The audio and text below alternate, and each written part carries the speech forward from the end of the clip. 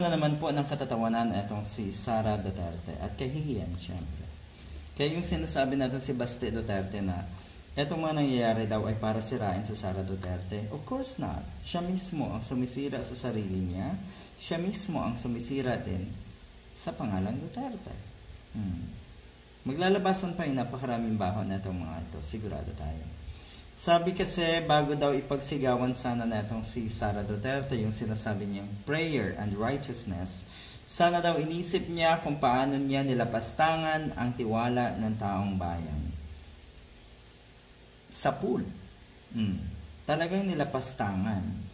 Ang ibig sabihin kasi, ito ay isang uri ng nakabaliktaran, kung tutuusin kabaliktaran ito nung sinasabing public service, being a public servant.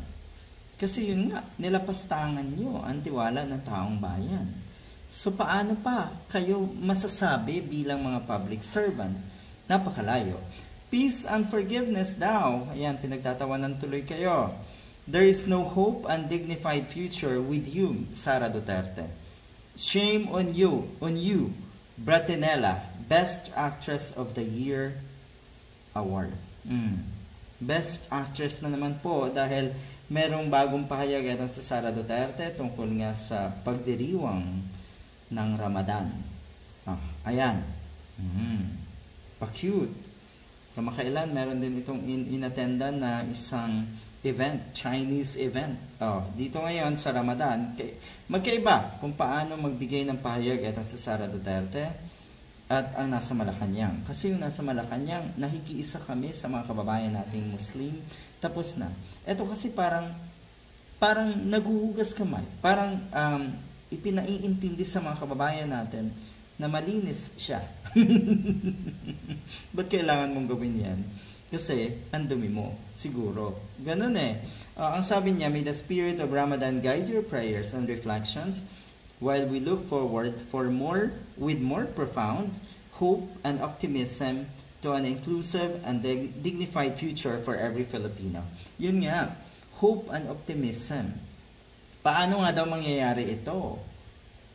Hope and dignified future with you? So yan ang pinagtatawanan ngayon ng mga kababayan natin. Ang sabi niya, we urge our Muslim brothers and sisters to help us pray for peace and forgiveness. Ay, kahit hindi mo nasabihin yan, sila naman yung mga kababayan natin, mga Muslim, sila naman ay nagdarasal. May mga regular prayers yung mga yan. Diba? So kung ikaw pa yung maghihikayat ng mga ganitong klaseng pagkilos, prayers at forgiveness, ang layo sa mga gawin niyo po, Miss Sara Duterte, sa mga nakaraang ikinilos niyo. Yung inyong pagwawala, yung inyong pag-alburuto, at yung inyong pagsabog dahil sa galit. May the spirit of Ramadan guide your prayers and reflections while we look forward with profound hope and optimism. Yun yung sinabi niya.